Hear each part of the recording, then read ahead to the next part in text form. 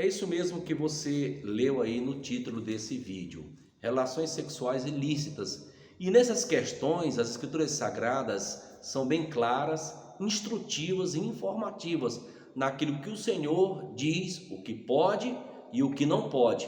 E ainda, se você vê em cada orientação que é dada, ele fala, eu sou o Senhor. O versículo termina dizendo isso, eu sou o Senhor. Ele fala isso 6 vezes no capítulo 18 do livro de Levítico. E aí é vedado, né, relacionamento com parente próximo, seja pai, mãe, irmão, tia, sogro, sogra, mulher do pai, cunhada, e nem com a mulher do próximo, tá? Porque isso é adultério. E na sequência, quando você vai ver, ele especifica, tá? E vai orientando, instruindo, disciplinando, né, o povo que vinha de um sistema de escravidão, de um sistema de paganismo, né, de uma nação que não tinha limites, não tinha regras, não tinha lei relacionado a questões sexuais.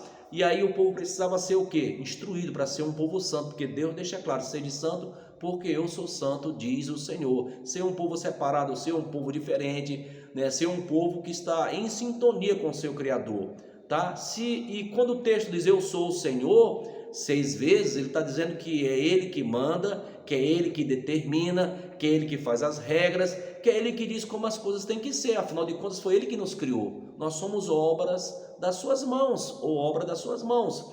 Então aqui você vai na sequência vendo que é vedado muitas relações de uma forma que não agrada a Deus, e Deus orienta, né? Vocês não vão de forma alguma agir como essas nações pagãs agiam aí na terra que vocês vão entrar, porque foi por esses motivos que eles foram vomitados da terra, e eu estou dando essa terra por herança a vocês, para que vocês sejam um povo santo, e para que a bênção do Eterno se estabeleça sobre vocês.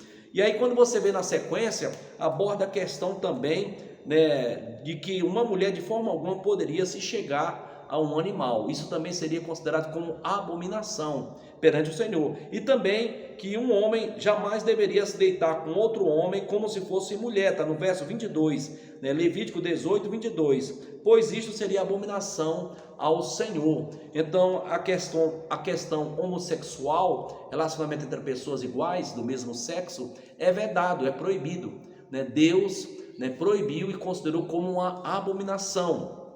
Mas se alguém usar como argumento, mas isso era no Antigo Testamento, agora nós estamos debaixo da graça, o que importa é o amor, tá? Porque Deus é amor, Deus não vai condenar ninguém por a pessoa ter esse tipo de prática, desde que a pessoa faça as coisas certas, sejam boas, né? Faça o bem ao próximo. Não é bem por aí não, viu? Se Deus estabelece regras, se Deus veda esse tipo de relacionamento, e é muito bem documentado na lei, né? Vamos lembrar de um texto que o apóstolo Paulo escreveu ao aspirante ao ministério episcopal, pastoral, Timóteo, seu discípulo, quando ele fala lá na sua carta que escreveu a Timóteo, na sua segunda carta, capítulo 3, versículo 15, 16 e 17, quando está escrito assim: toda a escritura é divinamente inspirada por Deus e proveitosa para ensinar, para corrigir, para instruir em justiça, para que o homem de Deus seja perfeito e perfeitamente preparado para toda boa obra. De que escritura Paulo está falando? Ele está falando do Antigo Testamento. Não havia um Novo Testamento. O Novo Testamento estava em curso, estava sendo escrito. E essa epístola de Paulo é considerada como uma carta escrita a Timóteo, de aconselhamento.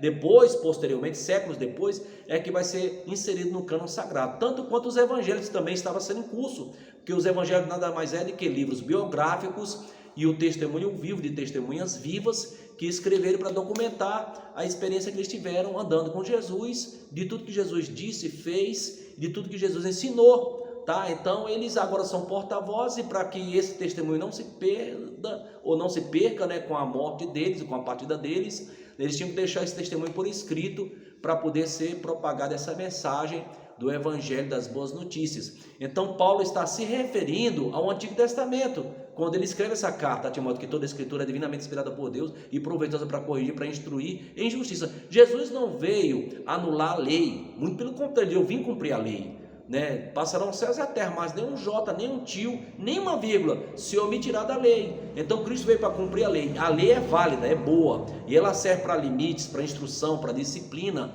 E nesse mesmo capítulo 18 está escrito assim, que o homem deve observar e deve obedecer esses mandamentos, esses estatutos, que o homem que obedecer esses mandamentos, esses estatutos, viverá por ele. E viver pela palavra significa ser abençoado por ela, ser disciplinado por ela, significa ser o que? Alcançado pelo favor de Deus, porque você vai estar em obediência e em sintonia à vontade do Pai. Então, quando esse tema é abordado, que é um tema polêmico, sobre relações sexuais ilícitas, nós temos que observar o que está escrito, tanto no Antigo como no Novo Testamento. Tem outra carta que Paulo fala aos Romanos, lá no capítulo 1 de Romanos, eu vou ler aqui para vocês, a partir do verso 24, que ele deixa claro aqui nessa carta também sobre esse tema. Ele fala assim: pelo que Deus entregou as concupiscências de seus corações, que é o que? O desejo excessivo da carne, a palavra concupiscência, a imundícia para desonrar os seus corpos entre si. Mudaram a verdade de Deus em mentira e honraram e serviram a criatura em lugar do Criador, que é bendito eternamente. Amém. Pelo que Deus os abandonou às paixões infames, até as mulheres mudaram o uso natural no que é contrário à natureza. Semelhantemente também os homens, deixando o uso natural da mulher, inflamaram-se em sua sensualidade uns para com os outros, homem com homem, cometendo torpeza e recebendo em si mesmos a penalidade devida do seu erro. E como eles não se importaram de ter conhecimento de Deus, ele os entregou a um sentimento pervertido para fazerem coisas inconvenientes. Estão cheios de toda iniquidade, prostituição, malícia, avareza, maldade, inveja, homicídio, contenda, engano, malignidade. São murmuradores, detratores, aborrecedores de Deus, injuriadores, soberbos, presunçosos, inventores de males, desobedientes aos pais, às mães, são nércios, loucos, infiéis nos contratos, sem afeição natural, irreconciliáveis, sem misericórdia, embora tenham conhecimento da justiça de Deus, que são dignos de morte os que tais coisas praticam, não somente as fazem, mas também aprovam os que as praticam. Então, para aqueles que seguem aquela sigla de simpatizantes, tá? Mesmo aqueles que não têm esses mesmos tipos de prática, essas mesmas tendências pecaminosas, mas aprovam os que praticam, o texto, é claro, termina no verso 32 do capítulo 1 de Romanos, dizendo que são declarados dignos de morte, não só os que praticam, como os que aprovam e os que concordam com esse tipo de comportamento. Então eu prefiro ficar com o que está escrito e com o que diz a Bíblia a respeito desse assunto, e deixo esses textos para você olhar com calma e conferir para saber se aquilo que eu estou falando realmente são assim essas coisas, tá? Então vigie nessas coisas. Se você tem essa esperança em Deus, resista às tentações, resista às inclinações carnais. É necessário haver renúncia, sacrifício, carregar a cruz, negar-se a si mesmo para ganhar os céus por herança. Pois quem quiser salvar a sua vida aqui, aproveitar tudo que a carnalidade, tudo que o mundo oferece, tá? Pode ter certeza que está jogando a sua vida fora. Mas quem perder aqui, negando a si mesmo, carregando a cruz, para obedecer o que está escrito na palavra, está guardando e preservando a sua vida para a vida eterna. Foi isso que Jesus nos ensinou. Espero que essas palavras tenham edificado a sua vida, tenham servido de instrução, de orientação.